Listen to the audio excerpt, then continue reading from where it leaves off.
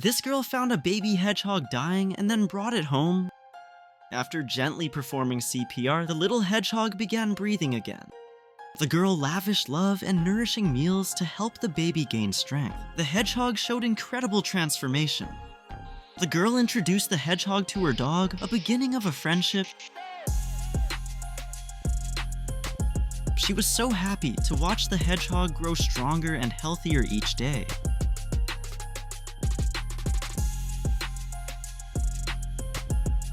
Clearly enjoying the love and attention it received, especially during bath time. Their bond deepened with every passing day. The girl usually massaged for her special friend.